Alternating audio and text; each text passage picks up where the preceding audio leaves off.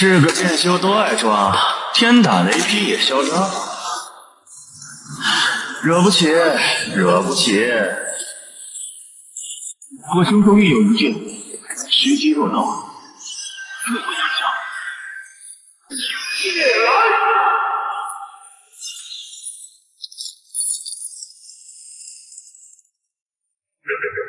诸位，借剑。苍天之剑，开剑！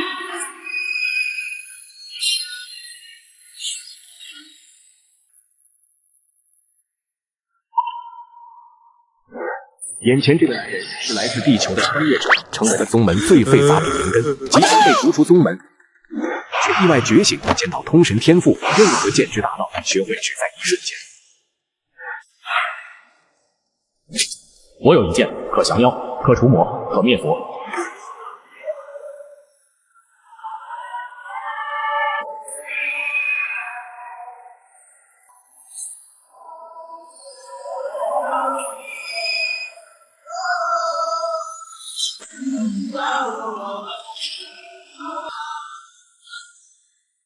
龙轩，这次你的考核排名是倒数第一，但照宗门规矩，你是要被逐出师门的。王执事，能不能再给弟子一个机会？弟子一定努力修炼，下次考核，弟子肯定不是最后一名。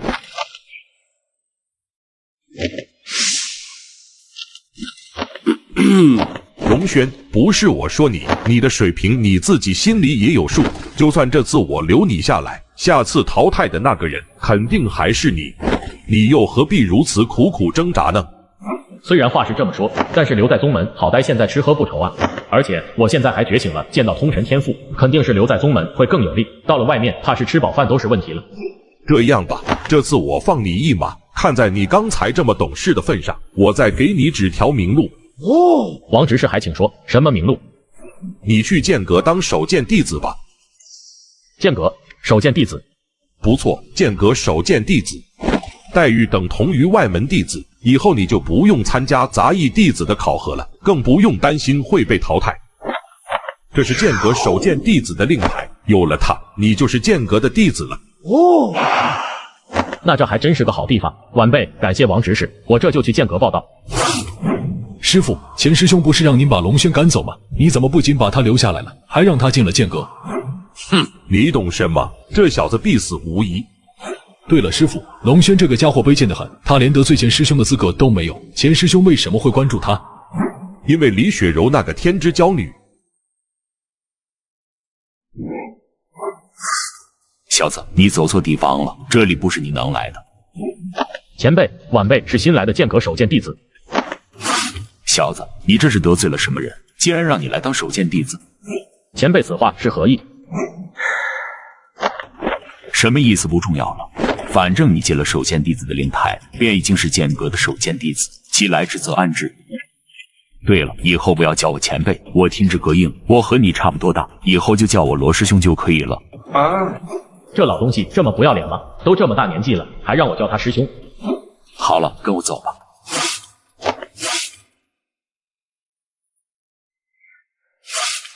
这里就是剑阁的第一层了，以后就归你管了。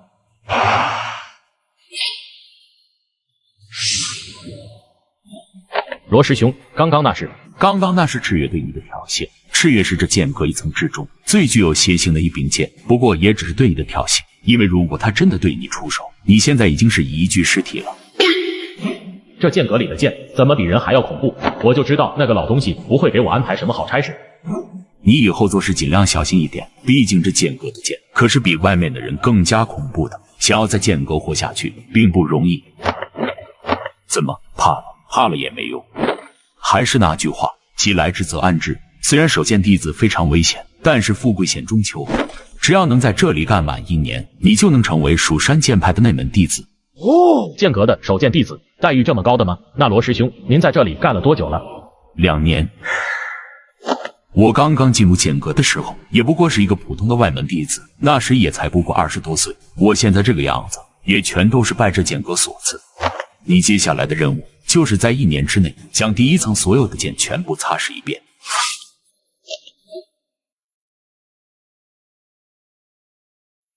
这剑阁真的有他说的这么夸张吗？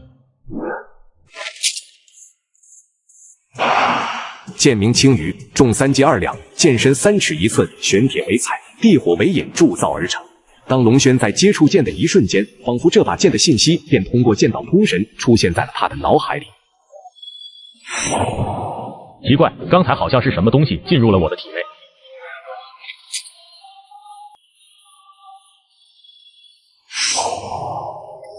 这是飞羽剑诀，而且我还感觉我身体轻松了好多。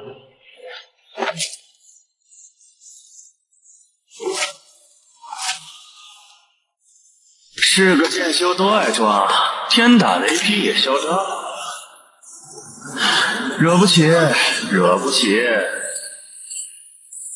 我胸中运有一剑，时机若到，自会出响。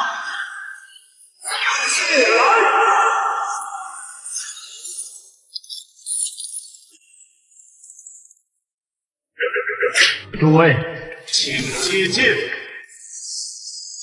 苍天之剑，白剑。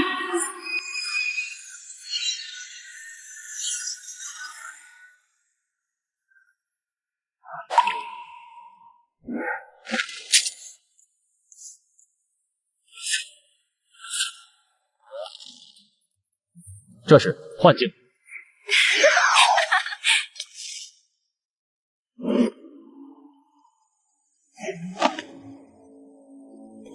姑娘，收起你的手段吧，你这些现在对我没用。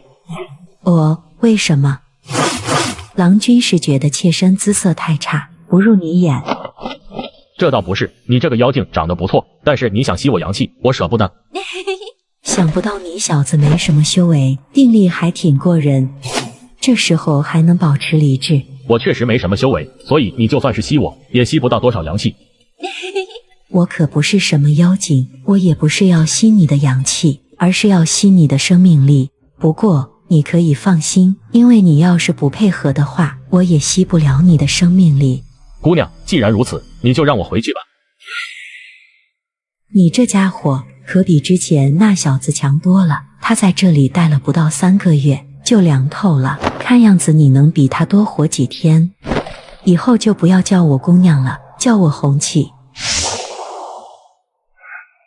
剑名红起，重6斤7两，剑身1尺9寸9分，玄阴铁为材料，以极阳火冶炼10天10夜，乱披风锤法，千锤锻造，以少女灵魂祭剑，剑成。以少女灵魂祭剑，难道就是刚才环境里面那个女子吗？随后，龙轩又擦拭了很多剑，再也没有出现过刚刚那种剑意，但擦拭的每一柄剑都会有一束光溅他的体内。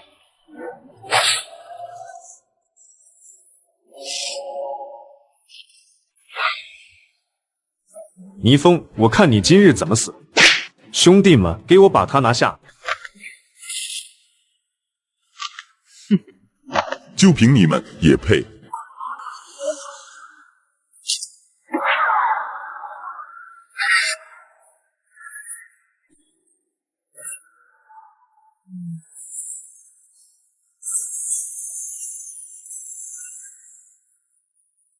剑名白叶，重9斤3两，剑身2尺3寸3分，玄铁为剑材，凡火锻造10天10夜，铁锤击打900次剑成。剑为凡剑，但喋血3615人，有成为魔剑的潜质。好可怕的一剑！倪风，好熟悉的名字，难道是永夜神猴？那个双手沾满鲜血，死在他剑下的亡魂，数以万计的倪风。不过就算如此，神猴是神猴，白叶剑是白叶剑，毕竟强的是神猴，而不是白叶剑。这是刚刚那个极道拔剑术。你来这里干什么？你这是什么态度？我师父给你介绍了这么一个好差事，你不应该感激我们吗？是不是好差事，你们自己心里有数。我很好奇，我跟你们无冤无仇，你们为什么要害我？为什么？因为你癞蛤蟆想吃天鹅肉，李雪柔师姐这种天之娇女，也是你有资格染指的。李雪柔，那我大概就知道是谁在背后指使你们了。但我只拿李雪柔当自己的妹妹，你们爱信不信。现在你可以离开了，剑阁不是你这么一个杂役弟子能进的，赶紧滚吧！你个废物东西，还蹬鼻子上脸了，简直找死！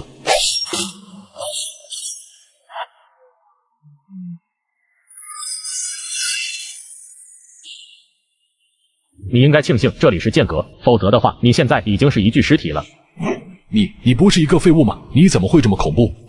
废话这么多，还不快滚！龙轩，你不要得意，会有人来找你，我看你能嚣张到什么时候。像他这样的废物，怎么可能会有这种剑？看来应该是背后那个人的剑。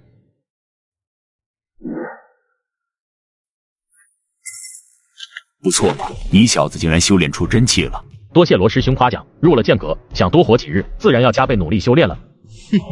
不错不错，你小子很有觉悟啊。对了，罗师兄，我们守剑弟子修炼出真气后，要如何领取修炼功法？不用练，我这里就有。这本是风灵玄功，要比藏经阁那些垃圾功法强多了。笔是杂撇灵根，没有属性，所以任何功法都可以修炼。哦，那就多谢罗师兄了。不用谢，你现在是剑阁的守剑弟子，就算我不传你，日后剑阁的那位也会传你。那位，谁是龙轩？我胸中运有一剑，时机若到，自不相向。夜来！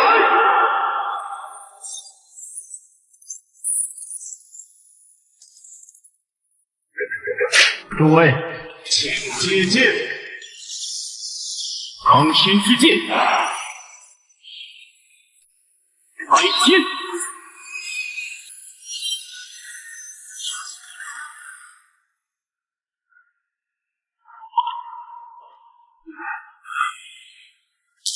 谁是龙轩？我就是龙轩，你找我有什么事？我的剑呢？你的剑？什么剑？昨日我让杨飞来帮我换剑，你不仅将杨飞打了一顿，还将我的剑夺走，这是何道理？果然，这家伙就是那把剑真正的主人。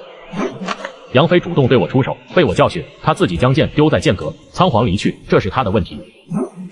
别废话，赶紧将我的剑交出来！哼，你小子撒野也不看看这是哪里？能来剑阁撒野的人，基本上都已经是死人了。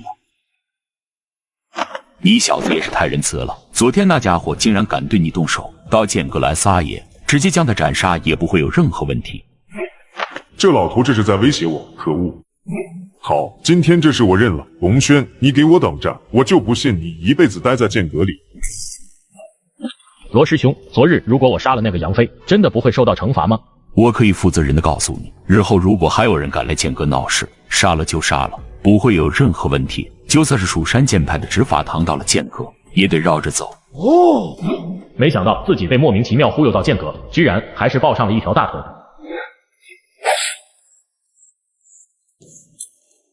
我怎么突然有一种悲伤的感觉？李青云，你真就如此狠心？我可是你的妻子啊，肚子里还怀着你的孩子。秋儿，对不起，希望你下辈子不要再遇到我。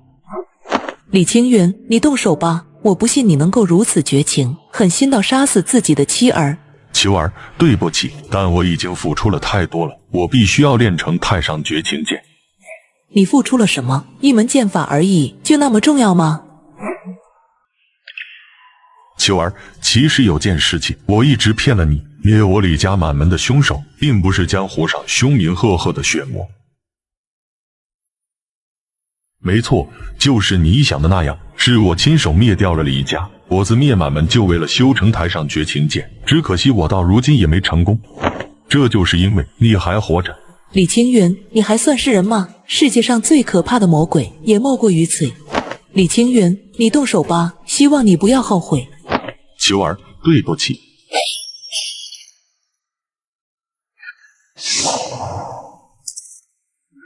太上绝情剑，李青云，那个无极剑宗的宗主，有这么一个丧心病狂的人当宗主，无极剑宗真的还配得上正道这两个字吗？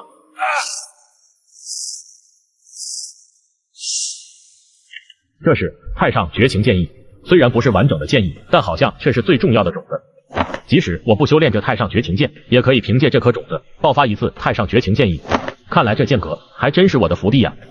我现在也已经是炼气一层的修士了，看来是时候该去炼宫殿修炼了。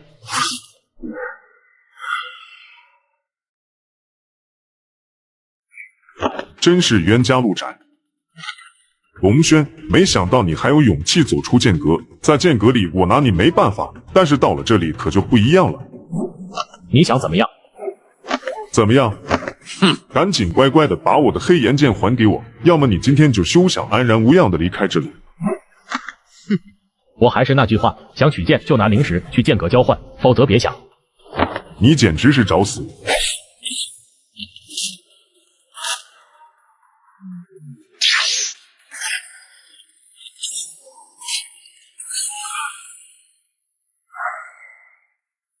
你不过是一个杂役弟子，怎么可能？现在服了吗？你找死！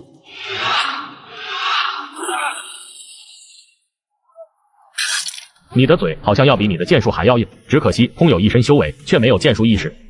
龙轩，我服了，求你放了我！服了就赶紧滚！炼气1层，吊打炼气5层，咱们蜀山剑派很久没有出现这么优秀的人才了吧？确实比较亮眼，只可惜是个杂品灵根，上限很低。杂品灵根又如何？这小子在刚刚的交战中，一击就精准的找到了对方的漏洞，这证明他的悟性极强。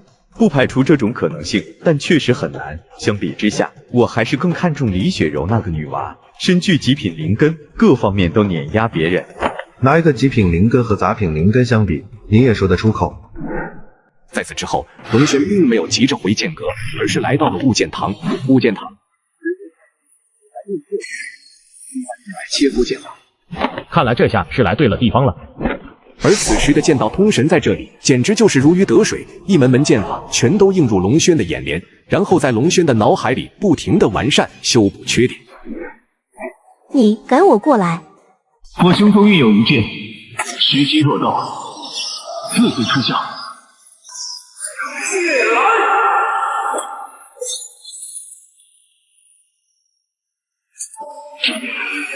新世界，白剑。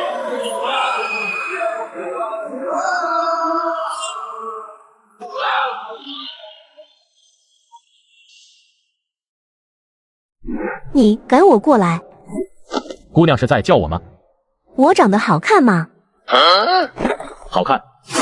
就算我长得好看，你也没必要在我身后一直盯着我2个时辰吧？你是心里有什么问题吗？姑娘，你误会了，我没有看你，我只是在看大家练剑。解释就是掩饰，既然你说你在看大家练剑，那你肯定也看到我练剑了。只要你能把我刚刚的剑法施展一遍，那我就相信你。这个当然可以。很好，我就看你能嘴硬到什么时候。我倒要看你待会怎么收场。别说你没练过我的剑法，就算你练过，没个10天10夜，你也根本无法入门。姑娘，你刚刚练的剑法叫什么名字？碧海潮生剑。好，那你可看好了。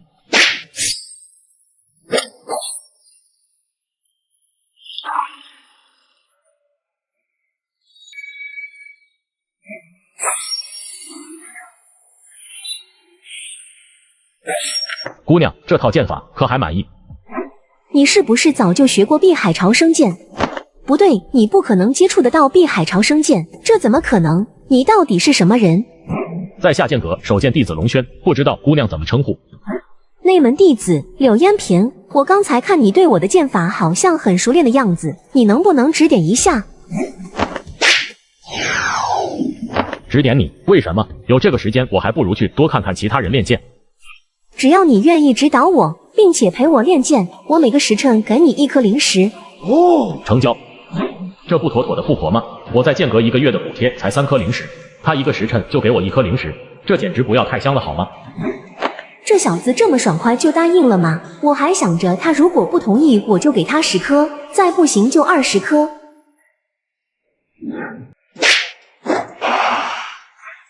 真搞不懂，你一个炼气1层的小子，连自己的佩剑都没有，怎么能够把碧海潮生剑理解到这种程度？自己的佩剑吗？不知道我身为剑阁首见弟子，能不能选一把自己的佩剑？当然没问题，你可不比什么排名前50的外门弟子差。身为剑阁首见弟子，剑阁1层的剑你随便用，等你到了真武境，就连剑阁第2层剑你都可以随便挑。不得不说，我们剑阁的福利待遇是真的好啊，罗师兄，那我就先去挑选自己的佩剑了。就用这把名为铜山的剑板，我在擦拭这把剑的时候，同样在里面体会到了剑是劈山，而且和我的契合度很高，是个不错的选择。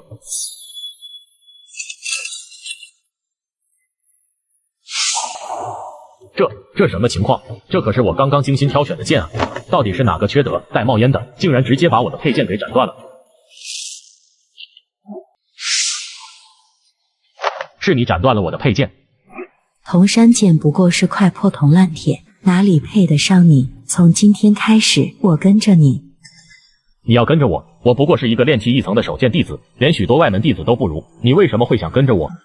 因为你身上有秘密，你瞒得过小骡子，可瞒不过我。什么意思？难道他知道我拥有剑道神通的事情？你不用担心，我并不准备揭穿你，也不准备找你的麻烦。那你想要做什么？我什么都不想做，就是单纯的想跟着你，因为你有前途，是个潜力股。你就这么相信我？当然，你小子虽然看上去平平无奇，但是在剑道一途的悟性上却堪称妖孽。别以为我不知道，你学剑法几乎是看一遍就会了，整个蜀山剑派就没有你这么妖孽的弟子。那又怎样？可我终究只是一个杂品灵根的弟子。杂品灵根，你小子每日擦剑的时候都会吸收剑之本源，虽然都用来修炼消耗了，但是每次吸收剑之本源，你的体质都会受到淬炼，长此以往，时间久了，你的体质也会发生蜕变，早晚会变成先天剑体。先天剑体？那你主动跟着我，必然是有所图，那你到底图什么？其实你没有必要想这么多，也没必要这么忌惮我，因为愿意跟随你，就是认你为主，只会帮助你，不会害你。我不相信你有这么好心，毕竟我们第一次见面的死后，你甚至还想吸干我，所以咱们想要互相认同，还是说一点实在的吧。我跟随你，是希望你日后能替我报仇。我胸中运有一剑，时机若到，自会出鞘。血来！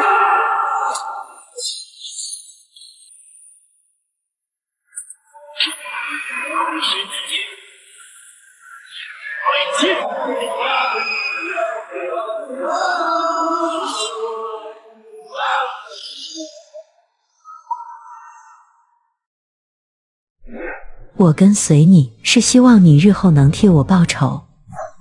报仇？红起剑使用邪术炼制而成，以活人祭剑铸成灵剑。你怎么知道？看来你小子身上的秘密真的多得吓人，我以为我已经很了解你了，没想到你还懂铸剑。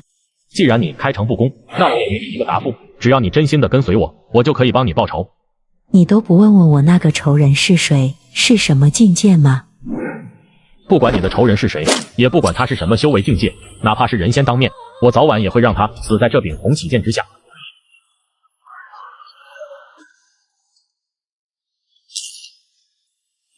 红起剑，红起剑竟然认主了。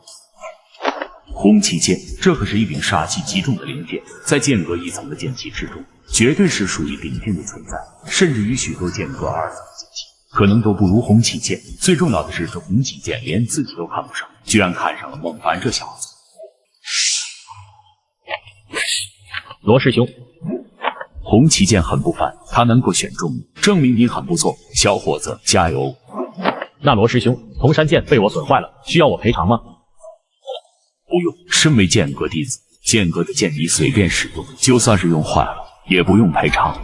今天你先别出去了，我要出门打点酒喝。他被你打击到了。打击？我怎么打击他了？之前他想让我做他的配件，但是我没看上他，所以我就没同意。其实罗师兄人挺好的。人好有什么用？我要的是一个能帮我报仇的人，他显然没有这个能力。内门弟子独孤眠来剑阁换剑。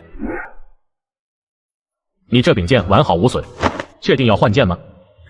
虽然这柄剑不错，但终究还是比不过灵剑。这把剑好像很不错。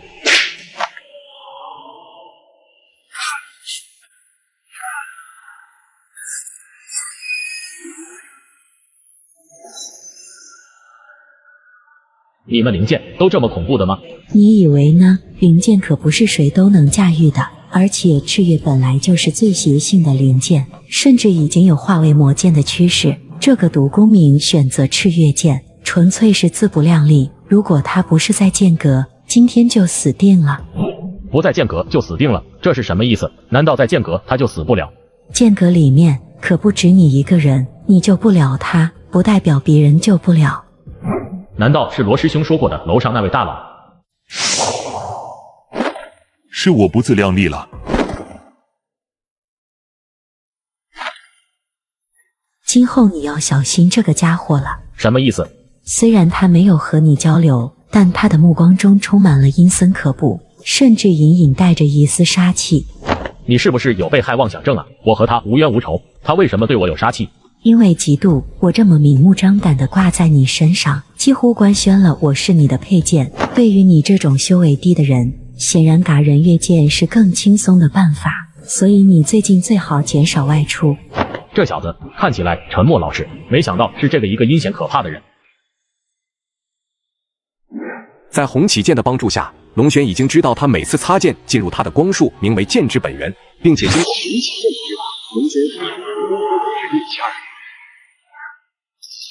小子，今天我不出门，放你一天假。如果你想出去逛逛的话，直接去吧。剑阁我来看着。多谢罗师兄。这小子真是不得了，短短几天时间就到达了炼级2层。剑阁这次好像误打误撞见到一块宝了，看样子可以提前找个机会带他去楼上见见林老了。龙轩，没想到能在这里见到你，你不应该在剑阁吗？今天剑阁由罗师兄看守，所以我就出来走走。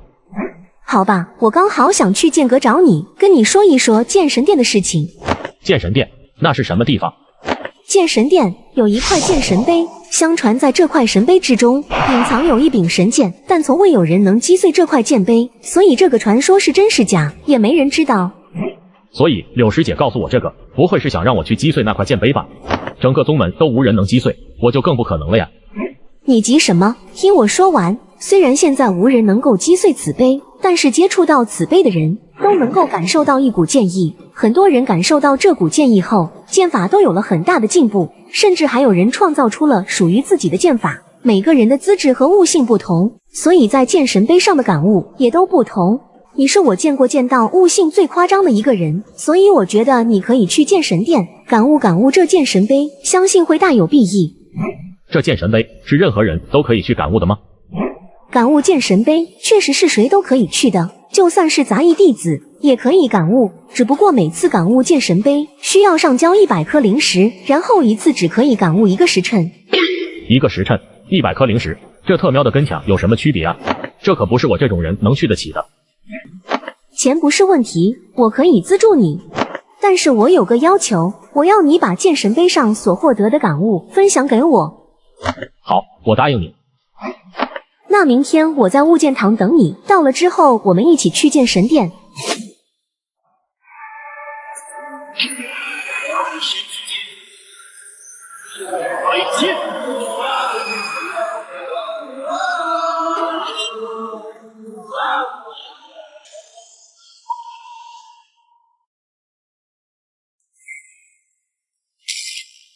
剑神碑一次最多可以有10个人同时参悟，刚好此刻里面也没人，灵石我已经交过了，你可以进去参悟了。柳师姐，你不去吗？当然了，我和你一起进去的话，那就是200灵石，虽然我是有一点灵石，但也不是那么浪费的啊。更何况我已经进去参悟好几次，也都是血可怜兮兮的收获，并没什么用处。好吧，那我就先进去了，我一定会全力以赴的。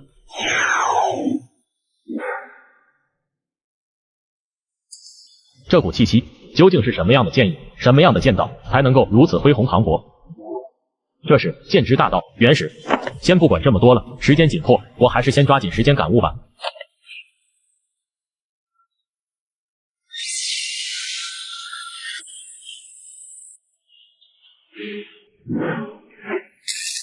怎么样，感悟到了什么？值不值100颗灵石？肯定是感悟到了一些东西，我们先换个地方再说。现在可以说了吗？到底怎么样啊？我确实在这剑神碑上感悟到了很多东西，但是有些东西我无法转达给你，而能够分享给你的东西，也足够让你突破到真武境。真的吗？那你快说。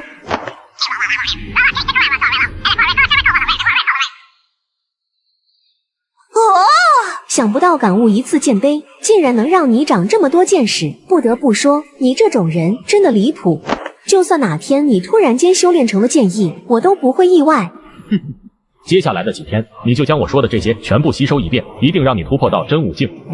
很好，看来我这100灵石真的没白花。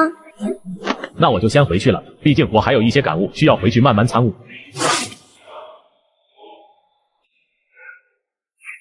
等一下，怎么了？这柄剑虽然看似不起眼，但实际上却是一柄灵剑。最近擦拭的剑都是一些普通的剑气，终于又碰到一柄灵剑了，不知道在这之中能感悟到什么东西。你别冲动，难道你忘了之前那个内门弟子独孤明，虽然是真武境，但还是差点被灵剑弄死。相信我，如果这点困难都应付不了，又如何能够成长起来？又怎么能替你报仇？你在担心他？说实话，我挺好奇的，你为什么如此在意这个小子？就算他资质很好，也不至于让你这么上心吧？难道你也看上了他英俊的外表？简灵也喜欢帅哥，关你屁事！如果这小子能够安然无恙地顶住这墨云剑的剑煞，或许就是时候带他去见见林老了。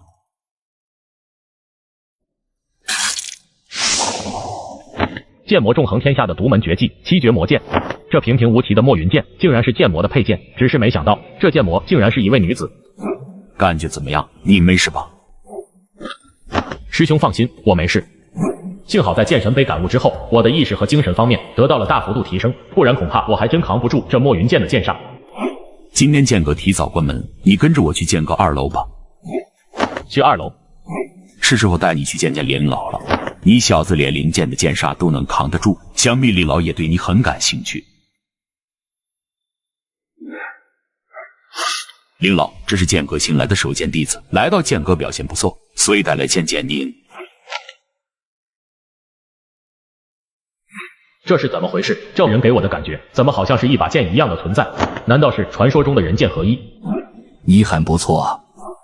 见过林老，我是剑阁新来的首剑弟子龙轩。你的愿望是什么？回禀林老，弟子愚钝，不明白林老是什么意思。我一直想收一位亲传弟子，之前考虑过小罗，可惜他不争气，差得还远。自你第一天入剑阁，我就在关注你，而在这段时间里，你确实给了我不少惊喜，我很满意。师父在上，请受徒儿一拜。你小子倒是机灵，不过我的话还没说完。师父，请吩咐。想要当我的弟子，可没这么简单，需要经得过考核才行。师父尽管考核，徒儿一定努力完成。我刚才之所以问你有什么愿望，是以内如果你能成为我的亲传弟子，我就会满足你一个愿望。但在成为我的亲传弟子之前，你必须要在2年后击败一个人。我胸中运有一剑，时机若到，自会出响。血来！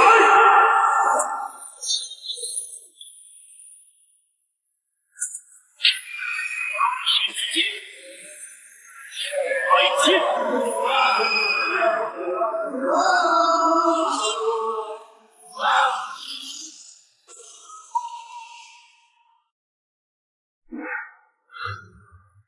林老，您说的那个人是谁？为什么需要我击败那个人？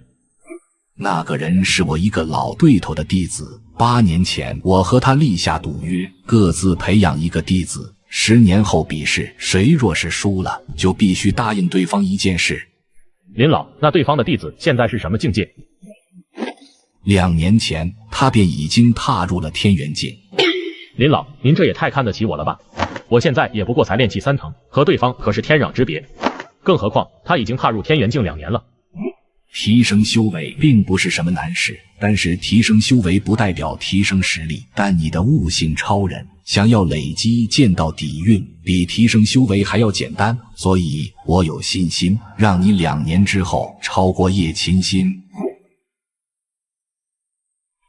林老，其实我有信心可以2年后击败叶琴心，但是这需要您帮我一个忙，这也算是您提前帮我实现愿望了。说吧，只要在我的能力范围内，都可以帮你实现。我想要去藏经阁观经10天10夜，去神剑碑领悟10天10夜，只有这样，我的实力还能大幅度提升，让我有机会击败叶群心。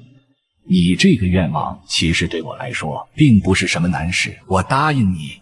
但剑神杯感悟10天10夜，这个代价还是比较大的。我也可以答应你，但你要先证明你自己。如何证明？半年之后，你的表现要让我满意才行，并且1年之后，你要击败小罗。一言为定。好了，你先回去吧。从明天开始，每天来我这里1个时辰，我会亲自教导你。我果然没有看错你，没想到这么快就被蜀山剑派的大佬看上了。算起来，你比林老更早看上我，证明你比林老有眼光啊。这个林老很强，我在他面前都有种瑟瑟发抖的感觉，天然被他压制。因为林老已经达到了人剑合一的境界，严格来说，他就是剑，剑就是他。从另一个角度来说，你们是同类。人剑合一，这是什么境界？我都没有听说过的信息，为什么你会这么了解？你以为我为什么这么迫切的想要去感悟剑神杯？这些信息都是我之前从剑神杯上感悟的。你还真是妖孽，仅仅1个时辰就从剑神杯感悟到了这么多。相传剑神杯之中真的有一柄神剑，而他的资质如此逆天，那么这柄神剑最后会不会也认他为主，成为他的配件？徒儿拜见林老。直接用你最拿手的剑法对我出手。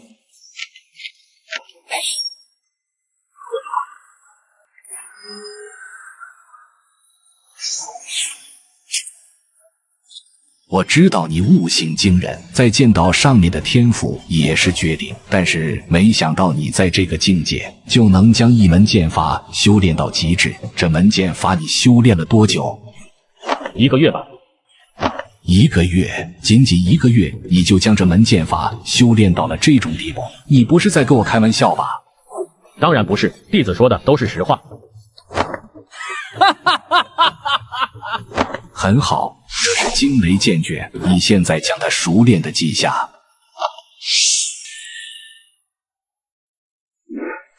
师父，徒儿已将剑法背下来了。这才半个时辰，你就背下来了。看来为师没有看错你，这是纯阳化雷晶，配合你刚才学习的惊雷剑法，可以爆发出它们真正的威力。另外2本和这瓶聚灵液都是你今后修炼必不可缺少的。你先回去自己研究这2门功法，有什么不懂的，随时来找我。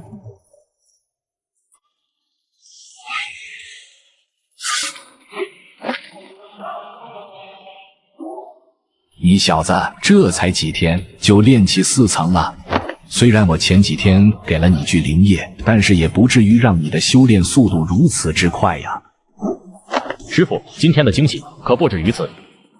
我胸中运有一剑，时机若到，自会出响。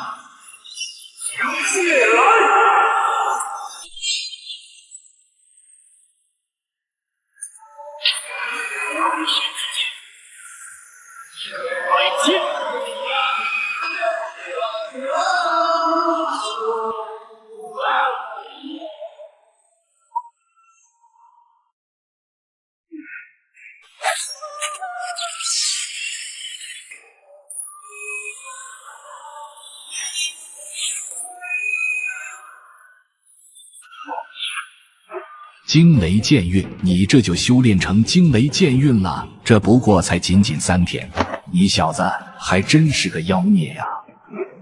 师父，其实正常情况下，我应该还需要一段时间才能够修炼成惊雷剑运。那你是遇到了什么特殊情况？因为在这3天，柳延平师姐带来了一本斩妖剑法，说是要在3天内学会，然后出去历练斩妖。只要我能让她3天内学习成功，她就给我100颗灵石。然后我拿着这100颗灵石去了一趟剑神殿，感悟了1个时辰。剑神杯的领悟对你帮助真的这么大吗？所以徒弟前几天才会跟您提出去剑神杯感悟10天10夜的要求。原来如此，虽然剑神杯对你的帮助确实很大，但你现在在剑道方面的造诣已经极为过人，可你自身境界太低，两者不平衡也不是好事。那我现在该怎么办？斩妖。明日我便带你去实战历练，这样可以大幅度加快你修为的提升。好，徒弟一切听师傅安排。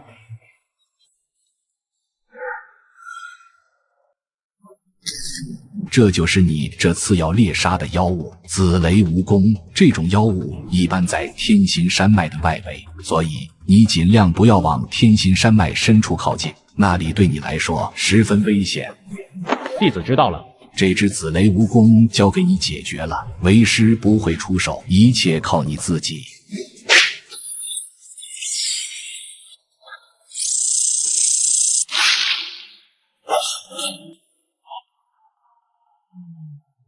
惊雷剑法，雷暴式。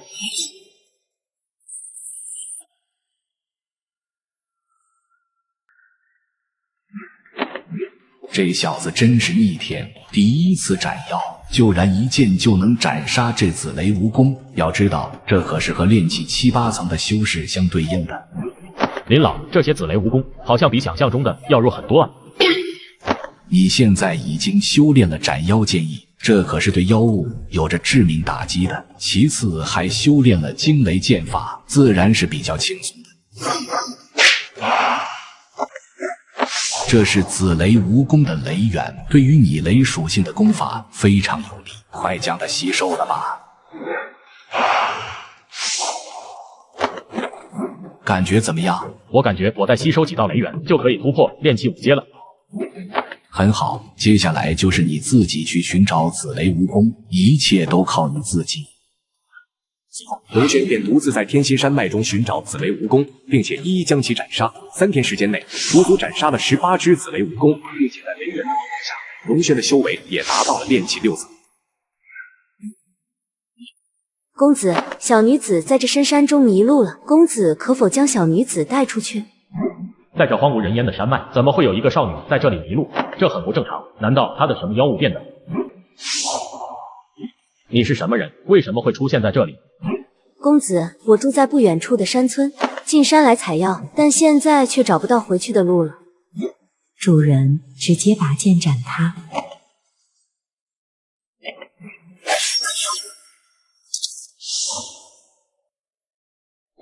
这是什么情况？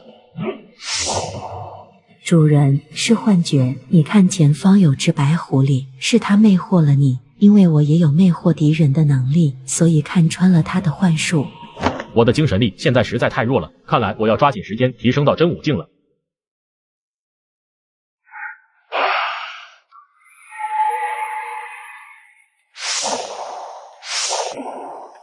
恭喜主人，终于突破真武境。只是真武境而已，日后的路还长着呢。你放心，我答应过你，替你报仇，就一定会做到。我的仇人在拜剑山庄，多年前就已经是拜剑山庄的庄主。至于境界修为，我只知道20多年前他便已经是宁丹境，至于现在什么境界，我也不清楚。拜剑山庄，我好像并没有听过这个势力。拜剑山庄其实是一个铸剑山庄，山庄之中大多数都是铸剑师，有些人兼职剑修，其实算不上什么大势力，甚至和你们蜀山剑派相比，差了10万8千里。放心，叶清玄这个名字我记住了，君子报仇，10年不晚，10年之内他必死无疑。期待着这一天能尽早的到来。好了，现在师傅交代的任务已经完成，我们现在先回蜀山剑派吧。我胸中运有一剑，时机若到，自会出鞘。借来！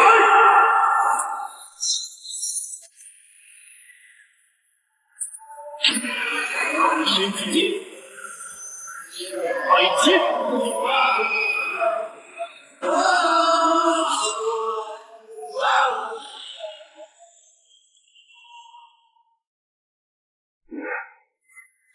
徒儿拜见师傅。很好，你小子果然是个妖孽，短短1个月时间就突破到了天元境，或许你2年后真的能够击败叶清心。师傅放心，徒儿一定不会辜负您的期望。你现在初入真武境，接下来你先稳定修炼，熟悉一下真武境这个境界。那接下来徒儿怎么做？跟我来。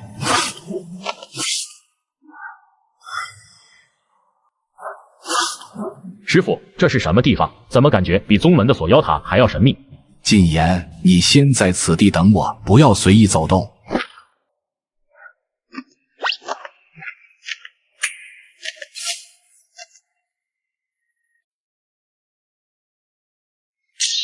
跟我进来吧。如果说锁妖塔是蜀山剑派的禁地，那么这里便可以算是蜀山剑派的圣地了。这里就是三皇台。三皇台，传说中供奉着三神器的地方。师傅，难道这就是传说中的三神器？没错，这就是三神器：伏羲剑、神农鼎、女娲玉。师傅，您带我来这里是？你之前不是想去藏经阁观法吗？蜀山剑派最强的三门观想法就在这里。伏羲剑可以观想伏羲，神农鼎可以观想神农，女娲玉可以观想女娲。什么样的观想法能比得上这三皇？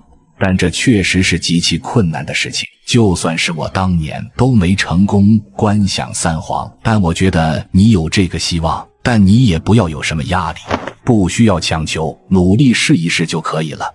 好的，师傅，我试一试。放心，我会全心全意为你护法，你不用担心会有外界东西影响你。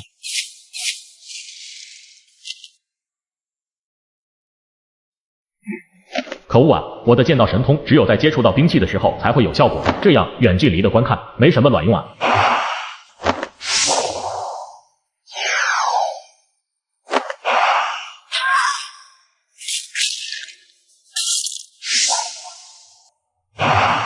红起，你没事吧？放心吧，主人，只是损失了一些元气，休养几天就好了。伏羲剑可是神器，你为什么要去挑衅它？因为林老在这里，不会有危险。我也想替主人您尝试一下，有没有其他的机会？好吧。剑道神通开始运转了，难道是因为刚才红起接触到了他的原因？不管了，先抓紧时间观法。这小子果然没让我失望。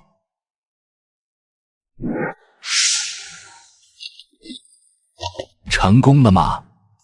多谢师傅给我创造这个机会，我观想除了西皇。哈哈哈，成功了就好，成功了就好。师傅，先回去再说。师傅，我虽然观想出了西皇，可后面的路我该怎么走？观想法一途，只能靠你自己走，为师也帮不了你。但你之前提出过2个想法，一是去藏经阁观经10天10夜，2是去剑神碑感悟10天10夜。我现在便可以让你去藏经阁观经，你可以借用其他的观想法，举一反三，融会贯通。多谢师傅。我之前已经和藏经阁的老王打过招呼了，从明天开始，你可以随意进入藏经阁1到4层，所有的经卷你都可以随便看。在之后的一段时间内，龙轩一直在观经阁修炼，并且得到了观经阁王老的青睐，也不再对龙轩进出有任何的限制，并且在藏经阁经书的帮助下，龙轩还修炼出了自己的剑法万剑归宗。龙轩，我最近去剑阁找你，罗师兄都说你在藏经阁，怎么，你转行了吗？从剑阁调到了藏经阁？柳师姐，你怎么历练回来了？怎么，你这口气好像不太想我回来？这怎么可能？我不是不想让你回来，我是非常不想让你回来。我现在每天看书修炼，你回来肯定要打扰我。这才几天没见，我怎么看不穿你的修为了？你的修为被人废了。是谁对你下的毒手？我去替你报仇。柳师姐，你想多了，没人废我修为，只不过是你看不出来了。我看不出来了，什么意思？难道你到真武境了？这怎么可能？没错，我现在是真武境2层。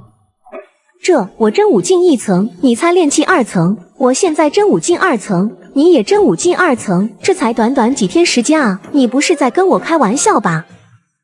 我胸中运有一剑，时机若到，自会出鞘。借来！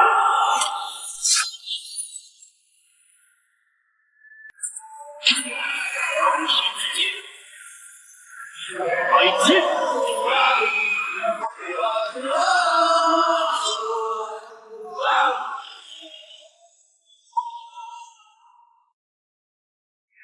好在我知道你的天赋，否则我还真的以为你开挂了。柳师姐，你这次来找我是有什么事吗？我在出去历练的时候遇到了无极剑宗的弟子，他抢走了我的猎物，并且还嘲讽我。他和我交手的时候并没有碾压我，说明他比我强不了多少。我要你教我剑法，我要报仇。作为报酬，我会给你100颗灵石。无极剑宗那个太上绝情剑，李青云的宗门。柳师姐，其实你想要打败那个对手，并不是一件难事，你只需要在现在的基础上修炼出剑意就行了。废话，这还用你说吗？但我现在仅仅是真武境2层，怎么可能修得出来剑意？就算是整个蜀山剑派，都没人能在真武境2层修炼出剑意。这你可说错了，你面前就有一个。你修炼出剑意了？可是那也仅限于你这种妖孽级别的天才，我和你肯定是比不了啊。这样吧，我们打个赌，我1个月之内让你修炼出剑意，你给我200颗灵石。你小子还学会坐地起价了是吧？好，我答应你，如果你1个月能让我修炼出剑意，那我就给你200颗灵石。那我们现在就开始。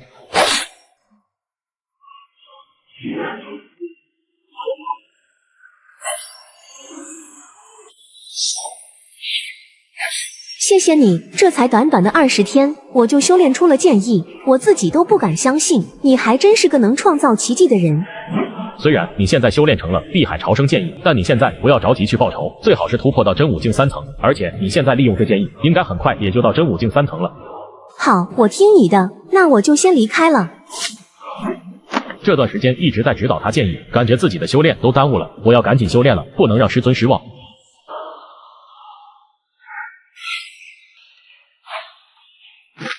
金师兄，藏经阁今日人怎么这么少啊？平时可是人满为患啊。今天是3年一次蜀山论剑的日子，大家都去看热闹了，所以人比较少。蜀山论剑，上次是我们蜀山剑派赢了，估计这一次是赢不了嘞。金师兄为什么这么说？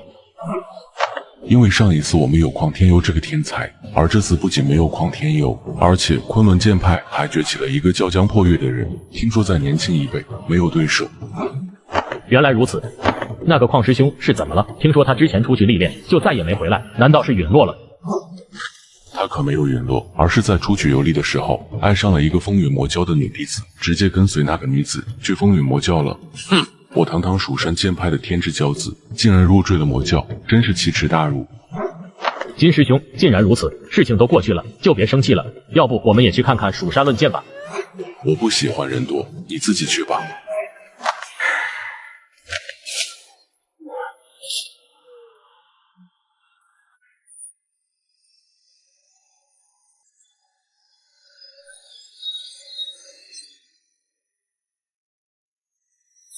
龙轩，你怎么没在藏经阁，也来这里看热闹了？柳师姐，好久不见，听说今天是3年一次的蜀山论剑，所以来看看。对了，你现在已经是真武境3层了，有去找无极剑宗的那个家伙报仇吗？别提了，后来我听说那个人是无极剑宗的核心弟子，是个天元境的高手，今天也回来参加论剑。当时他和我交手，只是隐藏的实力，让我产生了错觉。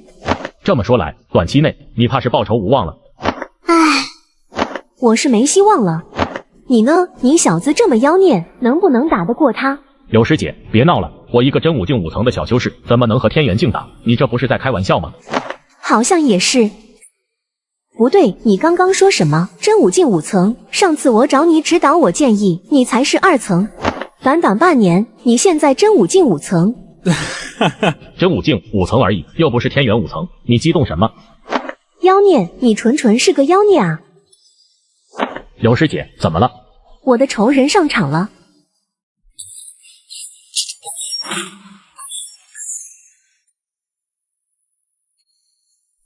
不知道杨洋师兄能不能敌得过这个刘飞星？我听说这个杨洋师兄几个月前刚成为核心弟子，最多也就是天元境2层，甚至可能是天元境1层，估计希望不大。龙轩，你仔细看这个刘飞星的剑法，寻找他剑法的破绽。虽然我现在不是他的对手，但是以后一定要找他报仇。这个你放心吧。比试已经结束了，你到底有没有看出破绽啊？放心吧，我已经看出他剑法的破绽。其实他的这门剑法并没有真正的练成，如果他继续修炼这门剑法下去，根本不需要你自己出手，他都会得到惩罚。你好像认识这门剑法，难道你接触过？不错，我确实知道这门剑法，而且我还知道这门剑法连无极剑宗的宗主都在练。你的意思是，刘飞星这小子可能是无极剑宗宗主的亲传弟子？不过你是怎么知道这门剑法的？这可是无极剑宗的剑法。我最近在藏经阁观经的时候，里面有记载。你刚刚说这门剑法练下去不需要我出手，他自己也会受到惩罚，这是什么意思？因为想要真正的修炼成这门剑法，便要绝情绝义。最直接的办法就是亲手嘎掉自己最爱的人。亲手嘎掉最爱的人？听你这么说，我好像确实没有去报仇的必要了。此次的蜀山论剑，获胜者是我江破月，但这只是武斗。接下来我会在这里摆擂3天，进行一场文斗，只是单纯的比试剑法，我不动用修为，你们也不动修为，因为在我看来，这才是真正的论剑。另外，谁若是能够在剑法上赢我，我将会拿出1颗天心丹作为奖励。龙轩，你要不要考虑去试试？他是宁丹境，我是真武境，我去干嘛？找念吗？可是他说了，不动用修为，只是单纯的比拼剑法。你觉得我的剑法厉害，是因为你我只是真武境，而他的宁丹境，你觉着他接触的剑法会和我们的一样吗？好像说的也有道理。但话说回来，这样一来，他不就把我蜀山剑派当做他的后花园了？简直太过分了！而且那天心丹可以帮助人修炼出神识，倒是个不错的东西。师傅，你小子今天是不是去看论剑了？是的，师傅，难道你也去看了？没错，刚好看到你在人群中。怎么样，明天的文斗有没有兴趣？师傅，我有个疑问，昆仑剑派虽然这次论剑拿了头筹，但这江破月公然在我们蜀山剑派摆擂，是不是有点不懂事了？我知道你的意思，江破月这小子可不是在挑衅蜀山剑派。事实上，这场文斗也不是江破月提出来的，是我们3个剑派一同想出来的，只不过是由江破月提出来而已。师傅，这是什么意思？严格上来说，江破月只是一块试金石，利用它来试3派弟子中宁丹境以下的剑法水平，是最合适不过的。试出宁丹境以下的剑法水平，这是什么意思？因为有一个地方，有一个任务需要这些弟子去完成。师傅，您就别卖关子了，直接说清楚吧。蜀山剑派、无极剑宗和昆仑剑宗之所以想要挑选出一批剑法极强的弟子，这和妖域有关。妖域？妖域是指一处特殊的空间，并且那里十分诡异，只有宁丹境以下的人才能进入，并且宁丹境以下的修士进去之后都会失去修为，无法动用真气，跟普通人无异。这就是为什么要挑选出最强剑法弟子的原因。这次的任务难道是要将妖域的妖物全部清理，斩尽杀绝？不错，正是如此，并且我也打算让你去参加这次任务。让我参加？你也不必担心，虽然我们人族修士进入那片妖域，修为会被封印，但是那些妖物同样也会被压制。以你的实力进去是不会有危险的。师傅，既然我要去参加这次任务，那么我是不是也要去和江破月文斗一番？哼，你的能力我还是一清二楚的，所以无论你去不去，都能被选上。师傅，只是论剑法的话，普洱和那江破月还是有一战之力的。虽然他的太虚斩龙剑很强，只不过孰胜孰败，那就得战过之后才能够知道了。既然你如此有信心，那就随便你吧，参不参加都可以。不过一枚天心丹而已，为师也可以送你。哦，既然如此，那我便不参加了。这么多双眼睛，还是不要太过于招摇了，还不如去神剑杯感悟一番。可以，你现在的表现很不错，明天我就可以带你去感悟1天1夜。多谢师傅。你在这等我一下。好了，现在你可以进去感悟神剑杯1天1夜了。师傅，您老给了他什么东西，竟然直接就能让我感悟1天1夜？小孩子家家的，管这么多干嘛？时间已经开始计算了，还不快进去感悟？好吧，那徒儿就先进去了。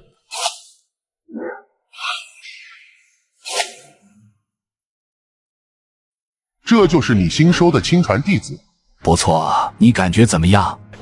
我这能看出来什么？既没看过他修炼，也没见过他的剑法，只知道他是真武境5层的修士。不过我听说你带他去三皇台观想三皇了，有没有什么效果？你猜？不过你竟然舍得付出这么大代价，让他来这里感悟1天1夜，想必一定是让你很满意了。过几年你就知道了。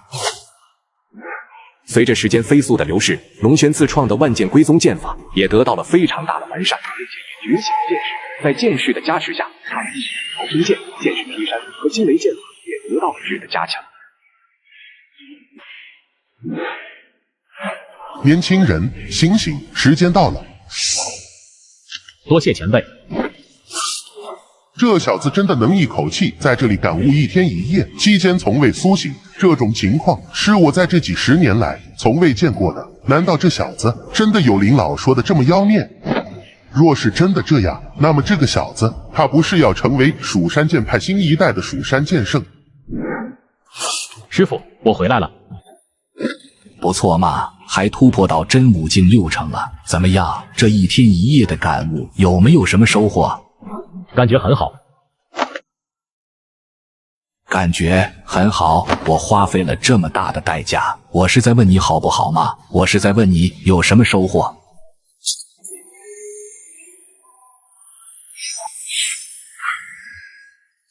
师傅，这个收获你可还满意？惊雷剑士，这才感悟1天1夜，你就修炼成剑士了？要知道，你才修炼惊雷剑法4个月而已，这要是让你感悟10天10夜，你不得修出个剑魂回来？这个恐怕弟子现在还真做不到。但在此之前，若是师傅能够帮助弟子修出神识，再凝聚神魂，那么弟子去感悟10天10夜剑神杯倒是有希望。你是认真的？弟子什么时候骗过您老人家？看样子是时候得帮助这小子早日修炼成神识和神魂了。大约1个月的时间之后，便是3派联合进入那片妖域的日子。你自己做好准备，我已经把你的名单报上去了，到时候你也要去参加这个任务。弟子知道了。虽然那片妖域中有危险，但也有很多的机遇，你一定要把握住。师傅，是什么样的机遇？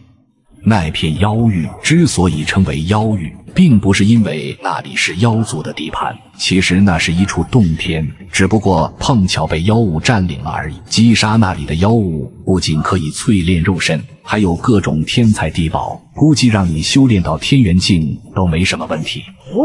弟子明白了。另外，在那里不仅需要很厉害的剑法，还需要极强的肉身，才能在那里横着走。最近也要多多修炼我给你的几把真身。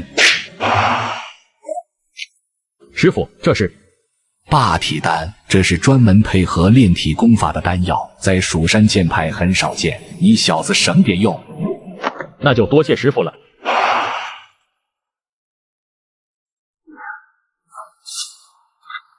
柳师姐，你怎么来这里了？我听说你也会去参加这次的任务。是啊，柳师姐，怎么了？你不是都没去参加文斗吗？林老已经偷偷帮我报名了，所以没有去和他比试的必要。真羡慕你啊！对了，柳师姐，你来剑阁是有什么事吗？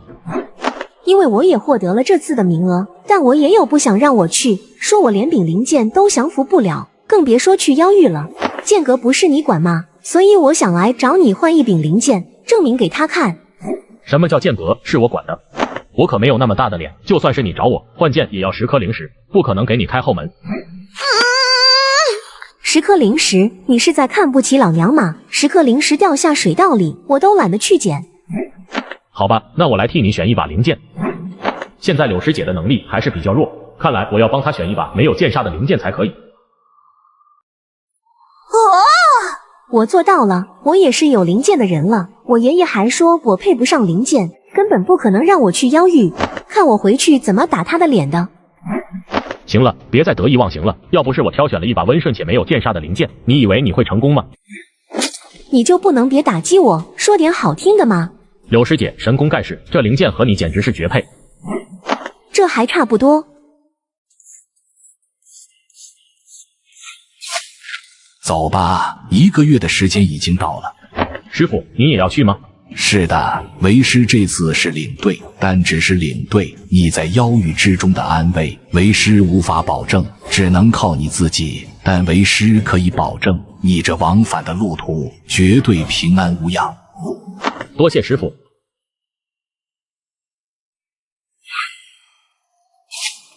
奇怪，怎么没有看到柳延平那个家伙啊？龙轩哥哥，你来了！我听说你也会参加这次的任务，在这等你半天了。龙轩哥哥，这位是？这是我的师傅，藏剑阁的林老。原来您就是大名鼎鼎的林老，多谢您能收龙轩哥哥为徒。好了，我看3派的弟子差不多都到齐了，我们出发吧。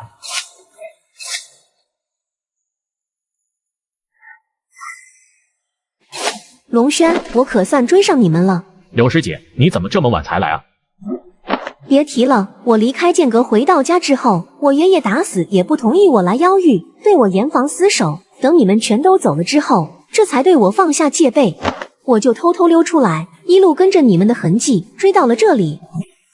柳丫头，你这样背着你爷爷偷偷跑出来，不会有问题吗？林老放心吧，我可是有发配的任务令牌的。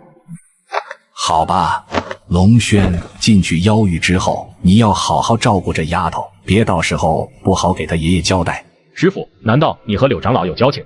有个屁的交情！但柳清远那老小子把他这宝贝孙女看得极重，你在妖域里面多照顾照顾柳丫头。为师我回去就好敲他竹杠了，要不然你小子这么修炼下去，为师的家底就快被你掏空了。师傅，您的意思是？柳清远那老小子身为蜀山剑派炼丹堂的长老，他可是肥得流油啊。徒弟明白了。好了，现在你们可以进入妖域了，切记一定要注意安全。知道了，师傅。在里面随便作，得罪谁都不怕。出来后有为师替你撑腰，为师在这里等你1个月，到时候一起回蜀山剑派。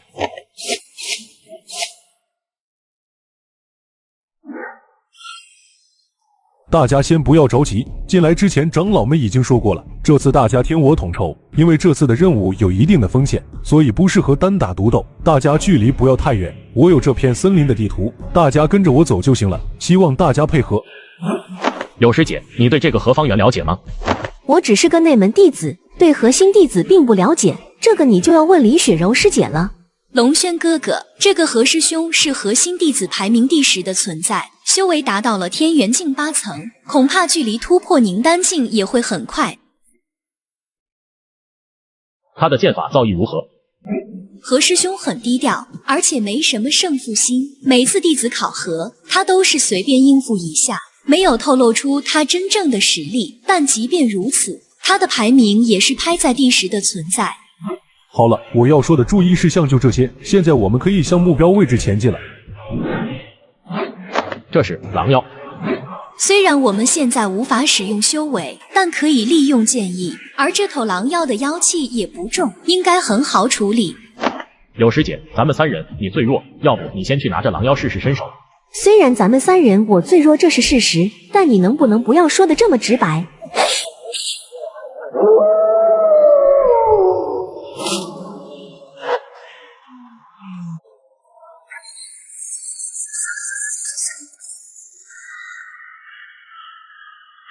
这就是妖河马，有了这个，回到宗门就可以领取奖励。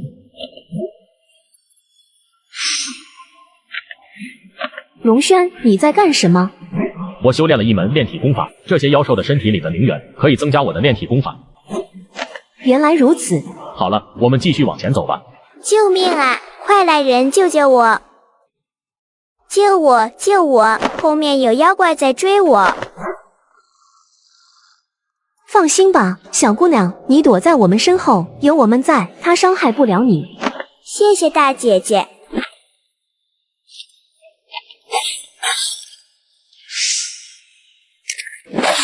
龙轩哥哥，先别愣着，先把狼妖解决掉。龙轩，你怎么能滥杀无辜？你这可是我们蜀山剑派的大忌，回去之后可是要被严惩的。不要胡思乱想，你们清醒一点，说我滥杀无辜，你仔细看看，这是不是无辜？这真的是刚才那个少女，竟然是一只狐妖，一只狐狸竟然能够化成人形。龙轩哥哥，你是怎么知道这是只狐妖的？其实这只狐妖并不强，而且也没有化成人形，它只是将我们带入了幻境之中。其实这都是些小把戏，只要精神力够强，就能看穿这种幻术。反正你们记住了，昆仑剑派和无极剑宗不在这片森林，所以出现除蜀山剑派的弟子以外，全部都要小心。可是这狐妖这么诡异，不知道其他师兄弟会不会中招遇险。放心吧，虽然这狐妖懂得魅惑术，但是攻击力不强，只要他们主动攻击蜀山弟子，蜀山弟子很快就会清醒过来，最多受点轻伤。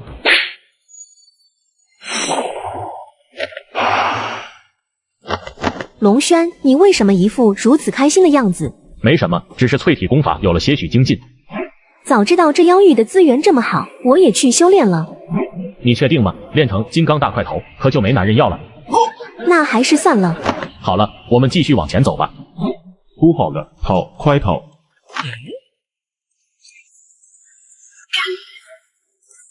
还愣着干嘛？快跑啊！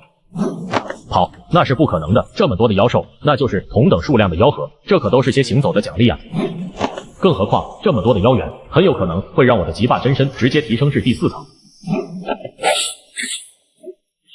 有没有搞错？这么多的妖物，你们也敢上？斩妖剑士。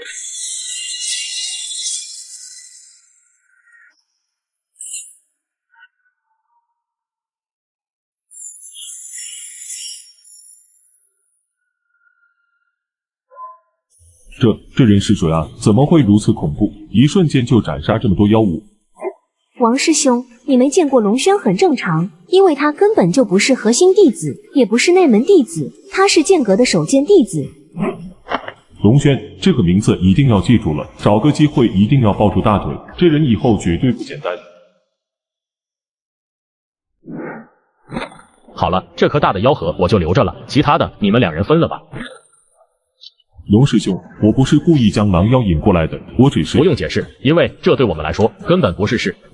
龙师兄，没想到这次蜀山剑派的队伍中，居然有你这么一位隐藏高手，我觉得你刚刚的状态已经完全可以媲美和师兄了。哼，自信一点，把我觉得去掉。龙轩，你快看这个是什么？刚才我在这头狼妖体内发现的。难道是动物体内的结石吗？应该不会吧。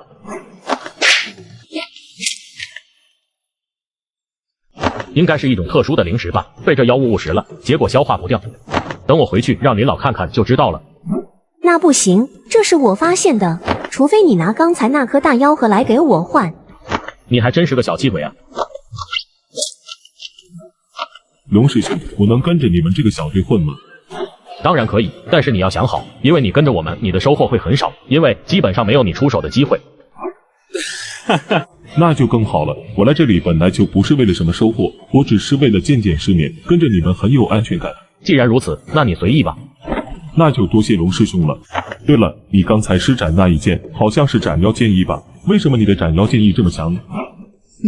其实想要达到我刚刚那一剑的威力很简单。另外，我刚刚施展的不是斩妖剑意，而是斩妖剑士，所以想拥有我那种威力的话，只要你也修成斩妖剑士就可以了。修炼到剑士很简单，龙师兄，你是不是对简单这2个字有什么误会？龙轩，下次再遇到刚才那种虎妖，能不能给我练练手啊？感觉这虎妖也不是很强的样子。不是我不想让你试，我怕你直接试试就失势了。龙轩，我怀疑你有点看不起我，但是我没证据。你要是真想嘎一个虎妖过瘾，那我下次遇到的时候把他打个半死，然后让你来嘎，这样行了吧？你这是在对我进行更深层次的侮辱。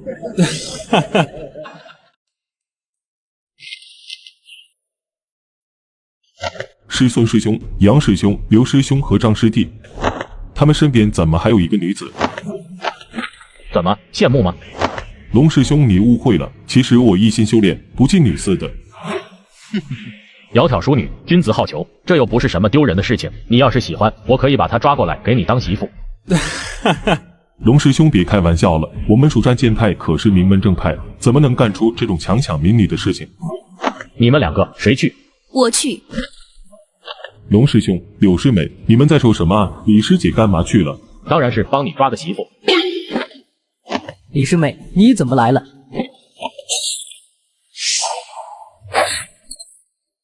李雪柔，你在干什么？李雪柔，难道你疯了吗？这怎么可能？离我这个疯子远点，我怕影响智商。多谢李师姐出手相助，不然我们恐怕后果不堪设想。在这片森林中，除了我蜀山剑派的弟子，不可能有其他人类。所以若遇到有人不穿蜀山剑派的服饰，那就证明他不是人。不好意思，没想到下手这么重，把你媳妇给干了，你还要不要？你们怎么知道那女子是狐妖变的？因为我们之前遇到过狐妖，知道狐妖喜欢幻化人形，魅惑别人。原来如此。我们距离森林中心越来越近了，很有可能会有大量妖物聚集，要加强小心了。那我们现在怎么办？是直接杀进去，还是在这里等等看，能不能再汇合一些其他的弟子？我现在其实不是在问你们的意见，而是在通知你们，让你们留下来，因为里面肯定会非常危险，我也无法保证你们的安全，你们还是等大部队来了之后再进去比较合适。我不要，我要跟着你进去。不要胡闹，这可不是开玩笑的。好吧，龙轩哥哥，那你一定要注意安全。放心吧，如果是我自己进去，我就不会有什么担忧，不会有危险的。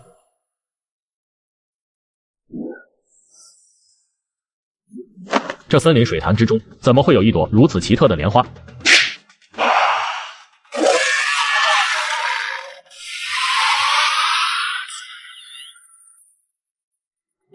惊雷剑士，斩妖剑士，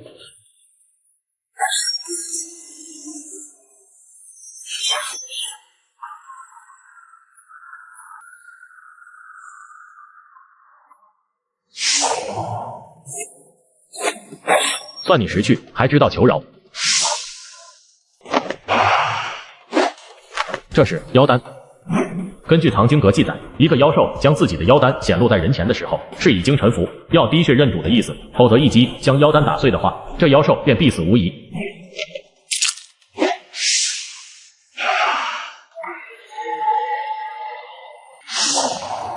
主人，我现在就是你的妖兽了。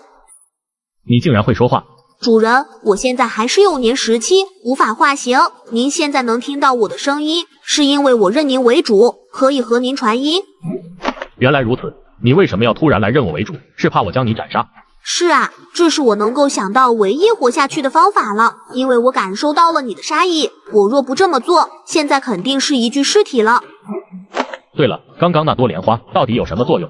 我也不知道它的作用是什么，我只知道这莲花每隔一段时间就会让我的修为暴涨，并且用不了多久，我就可以化形了。所以在您刚才动这朵莲花的时候，我才会出手。原来是这样。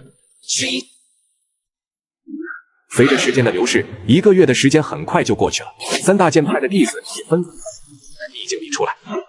师傅，回来就好，里面没遇到什么危险吧？没什么危险，并且我还在秘境中降服了一头妖物。这小家伙看起来还不错。好了，我们现在休整一下，可以回蜀山剑派了。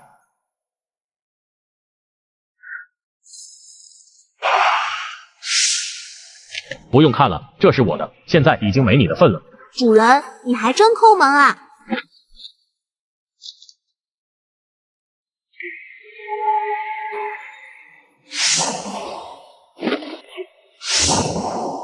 恭喜主人突破到了真武境7层。真武境7层而已，不值一提。刚才拿过莲花，我只不过吸收了一朵花瓣，并且在我的体内吸收极慢，不知道等吸收完了会是什么效果。你小子不错嘛，刚回来就突破真武境7层了。没什么，只是在秘境之中有了一些领悟，所以修炼起来就会方便一些。对了，你的极霸真身修炼到第几层了？有没有第6层？师傅，您老也太看得起我了吧？我现在不过才第4层而已。才第4层啊？师傅，徒儿进去秘境之前也不过才第2层啊，现在第4层已经不错了。对了，之前让你和小罗定的1年之约可以取消了。师傅，为什么？师傅您之前可答应我的，只要我赢了罗师兄，就让我去剑神碑感悟10天10夜，您可不能说话不算数啊。以你现在的实力，已经完全可以吊打小罗了，完全没有比试的必要了。另外，你放心，为师还不至于赖账不承认。那我就放心了，还以为这老登不承认了，否则我在秘境获得的灵石岂不是全要搭出去？对了，师傅，弟子这次在秘境的任务中有不少的收获，全都放到这个储物戒中了，需要师傅帮忙处理变卖掉。看样你小子收获是不小啊，卖个东西还要惊动我。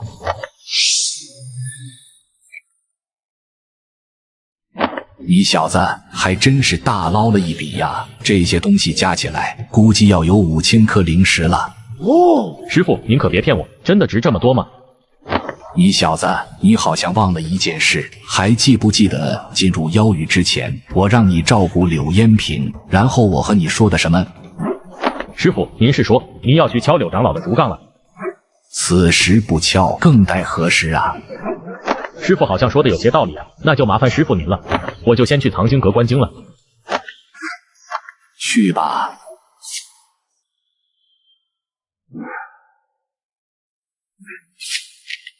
你怎么来了？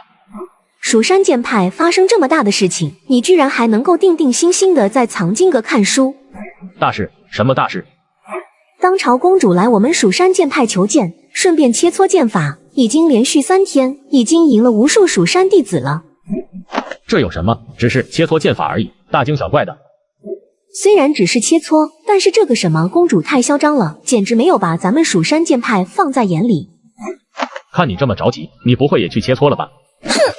对面是什么境界啊？真武境9层。你一个真武境4层，哪来的勇气去挑战人家的？而且我也听说，好多真武境9层的弟子都不是他的对手，你去凑什么热闹？只是切磋而已，我为什么不能上？当然可以，勇气可嘉，很英勇。但是我感觉，以你的实力，肯定可以战胜他。所以你是来找我出手的，这事我可不管，你可别来麻烦我，耽误我修炼。你就没有一点门派荣誉心吗？没有，而且我觉得你们有点小题大做了，人家来切磋，输赢本来就是很正常的事情，是你们太过于看重输赢。真不知道怎么说你。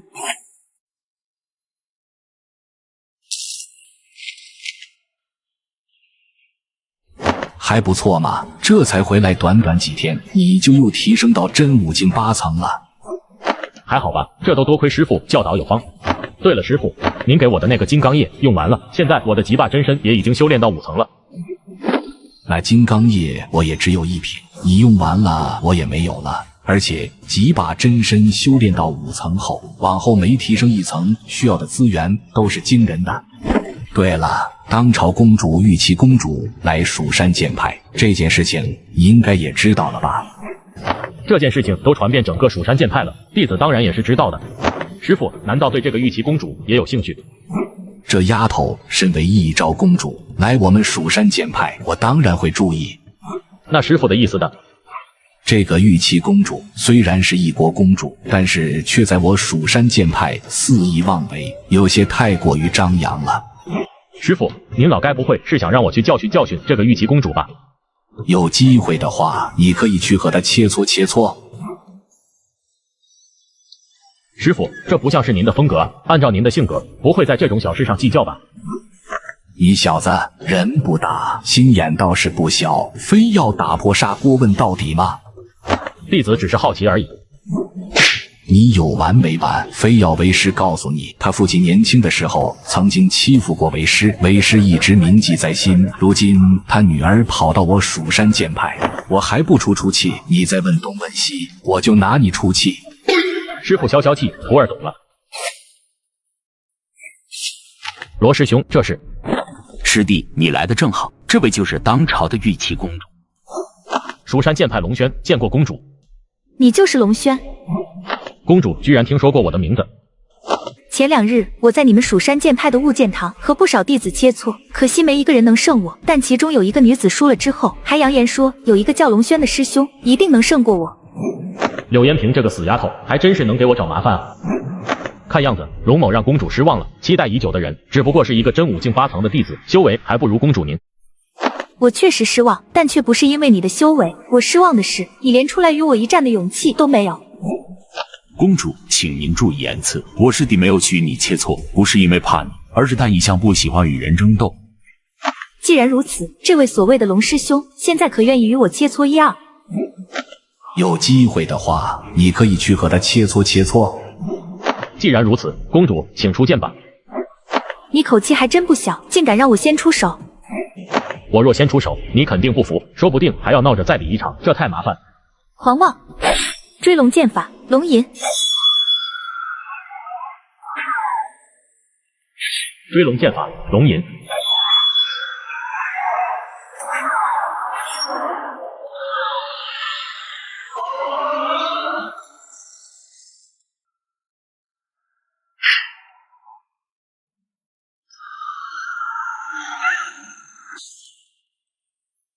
公主，你好像输了。那你打算拿剑指着我多久？公主殿下得罪了。你为什么会追龙剑法？不管你施展什么剑法，我都可以在一瞬之间用同样的剑法击败你。公主如果不信的话，可以再试试。本公主问你的是，你为什么会追龙剑法？这乃是我皇室的不传之秘，你究竟是从何处学来？自然是刚刚跟公主您学的。放屁！公主，这里是蜀山剑派，不是你大龙皇宫，没有你撒野的份，请注意你的言辞。放肆！竟然敢对公主口出狂言！这位将军，公主对我拔剑是切磋，但你现在这个样子可不像是切磋，你是想找死吗？竟然敢对公主不敬！当桌！王将军，退下！刚才龙师兄的追龙剑法中，只有追龙剑法的形，但却没有剑法的神，很可能龙师兄真的是刚刚学会的。公主，这家伙实在太狂妄了！我再说一遍，给我退下！不要让本宫说第3次。公主，此人对您的不敬，这不仅是羞辱了你，更是羞辱了整个大龙皇朝。末将绝不能坐视不理。这里是蜀山剑派，不是大龙皇朝，你是想造反吗？师弟，要不要喊林老？不用，师傅就在剑阁2层，这里的事情他肯定能感应得到。若是真的需要他出面，他自然会下来。龙师兄，这位王将军乃是天元境4层的修士，你肯定不是他的对手，要不你就服个软。哼，要我服软？公主殿下，你似乎本末倒置了，搞清楚，这里是蜀山剑派，更是在蜀山剑阁。黄口小儿还敢放肆！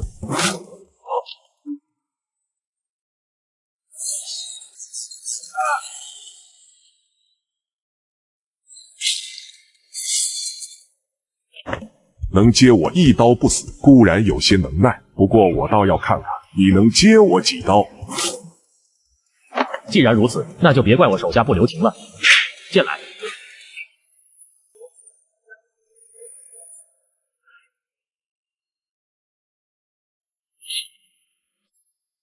是，这怎么可能？我说过，刚才公主是在和我切磋，但你就不一样了，而是找死。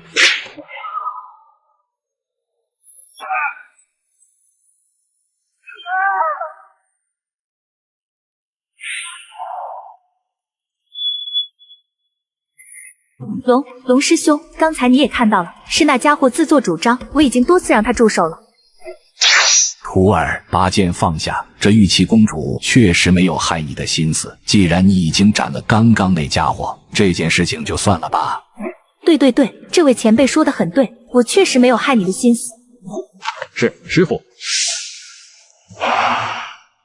好小子，当初传你去剑术的时候，我可是做梦都想象不到，你竟然能够将去剑术演练到这种匪夷所思的地步。主要还是师傅教导的好。你小子别拍马屁了，你刚才那一招我可没教过你。你就是杨天旭的女儿吧？正是，晚辈杨玉琪，你认识我父皇？哈哈哈，小时候穿一条裤子长大的，能不认识吗？我临行前，父皇没告诉我，他在蜀山剑派还有一位老友啊。你父皇没告诉你，可能是因为他早就不把我当朋友了。听说你来蜀山剑派是为了求剑？确实是父皇授意。他让你来求什么剑？血海。当年他若听我劝，又何至于如此？前辈，此话何意？你跟我来。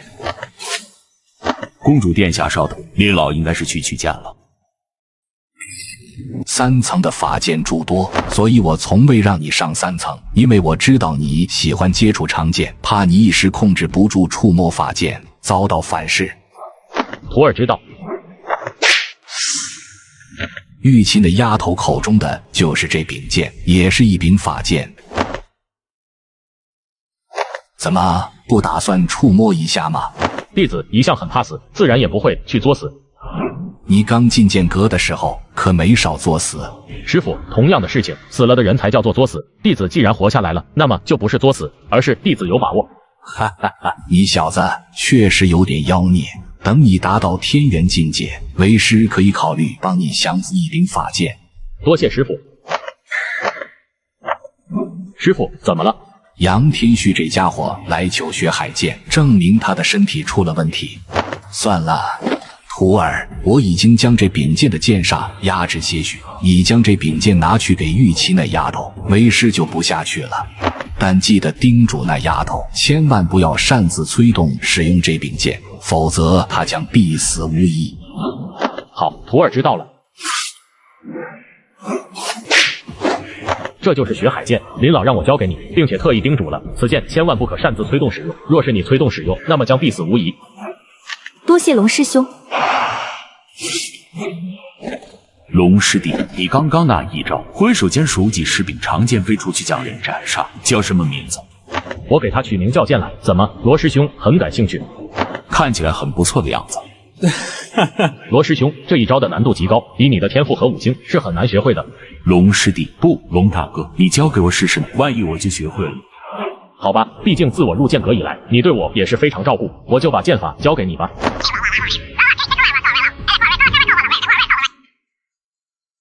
哦，原来如此，那我先回房间去修炼了。